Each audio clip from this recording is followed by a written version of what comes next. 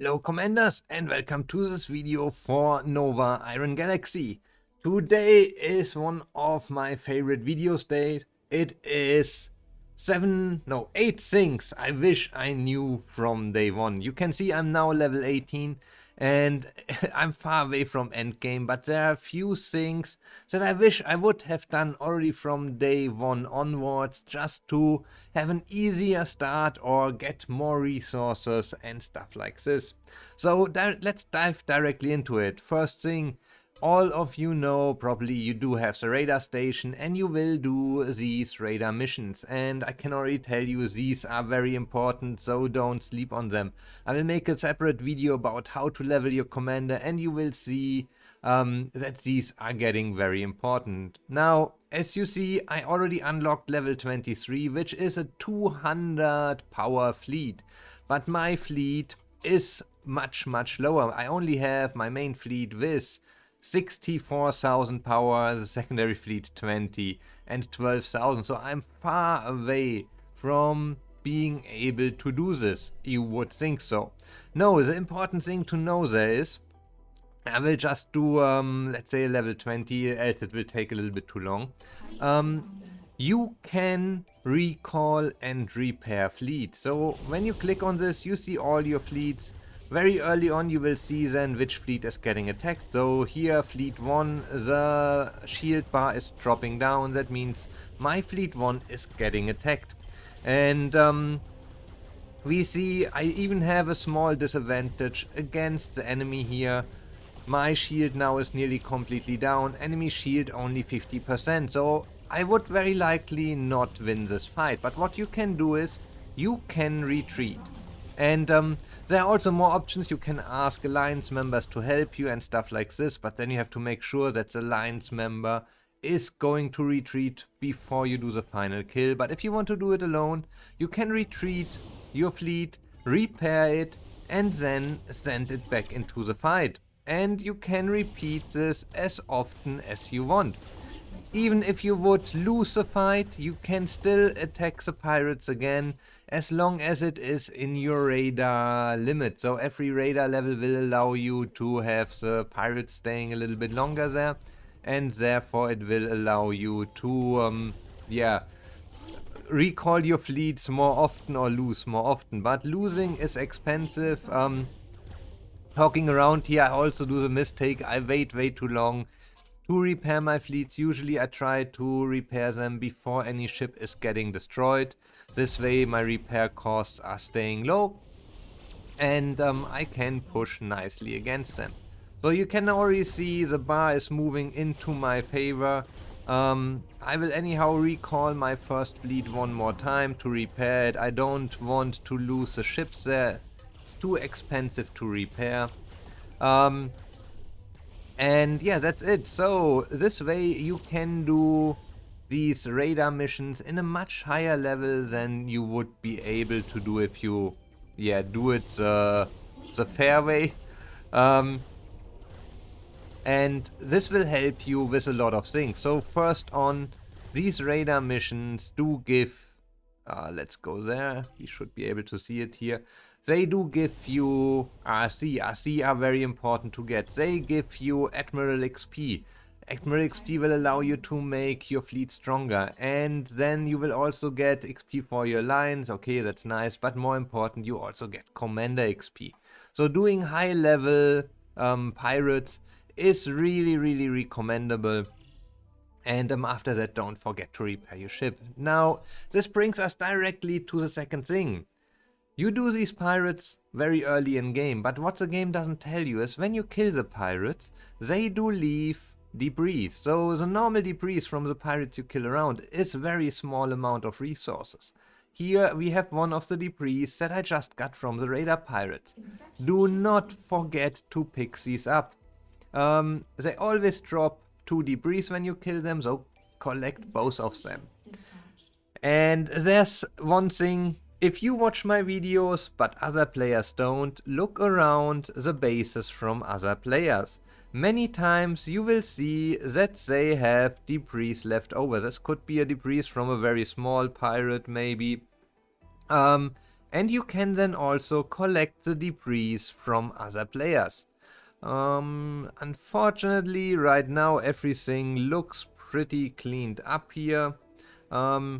Just check around close to the base. If you see debris there, there's a good chance that these are from the radar pirates, and then send your worker ships there to collect them. Okay, so now the next thing, the factory. The factory is a very important part of the game because you can build equipment there that you will need to deliver orders. I will make a separate video about order delivery. It's another very important thing. Now let's take a look into the factory itself, because there's one thing I did miss.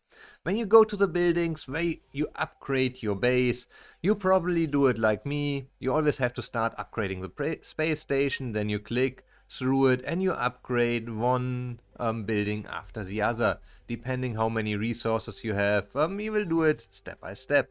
The same thing I did for the factory. I clicked on it, I clicked upgrade, and that was it. But if you look here in the middle, and I have to admit I missed this, every single lane has its own level. So you see, I upgraded the first level to 16, the others I only upgraded to 15. Don't forget to upgrade the other factory lines. You will also need this later for a quest. Don't forget to do this. Now let's go back to the system and another very interesting part of the game, the exploration.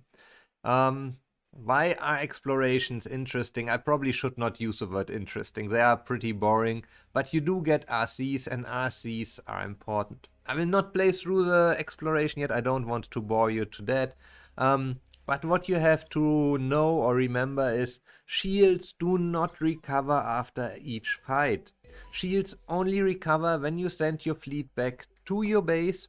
So that means if you attack something inside an exploration, your shields will go down step by step and don't recover. The same thing if you attack pirates, one pirate after the other, your shields will go down and they will only recover when you send your fleet back to your base. If you attack multiple pirates, one after each other, your shield will go step by step down. Now let's go to things that are even more hidden than this. When you click on your avatar, you might have seen that you can select achievements and a title. I didn't do that for a long time, I just didn't want to look into this. But there's a very important thing. The titles come with a buff. And these buffs are really big. Increasing the workship capacity, reducing damage, reducing jump speed. There's a lot of buffs depending what title you already have unlocked. Right now I'm using the top scientist. You can easily switch this over. There's no cooldown, nothing. So whatever you want to use, just select it, and that's it. The achievements, I didn't see any bonies you get from them, but at least take a title, whatever it is, it's for free and it will give you a small buff. Now let's go into our alliance. Maybe you already know about the alliance mission. You have the member quests. You can join them whenever you want. You should do this as often as you can, and you can also start a quest by yourself. But every day don't forget to go to the Alliance shop. You see the Alliance credits, you should have quite a few. And things I do buy here are the nerf implant slots. You need them to increase the skill level of your commanders. And what I buy is, or the Admiral, sorry. And the other thing I buy are the Admiral XP items. So I would also recommend you to do that every day. I forgot to do that for a few days. I probably would have a lot more XP if I would have done it from day one. The last thing, let's go there again to the factories, because we already talked about the delivery orders. And when you click on building something in your factories, there's this recommended tab. So sure, under hulls you have hulls, engine, weapons and so on. under the recommended tab, you have all items that you need to fulfill the next order. You can see here required 1, inventory 4, required 11, inventory 1. So going here will show you directly what you have to build in your factory to be able to fulfill the next order coming in, which you have up here, the delivery order. This will help you figuring out which are the best items to build, and you should keep all your factory lines always busy. Don't have any of these go empty. If you don't have to build anything for an order, which is very unlikely, then you do something wrong with your orders. You can always add additional maintenance tech. Building maintenance robots is something you can do whenever you have a little bit of downtime. They are very, very useful, and later in game you will at one point run out of them. So I hope this video gave you some good ideas, some good tips of things you should do every day. You should do as early on as possible. And give the video a thumbs up. Let me know in the comments what other things you didn't know from day one and you think other players should also know, should be aware of. Subscribe to the channel, and then I see you all on the next video again.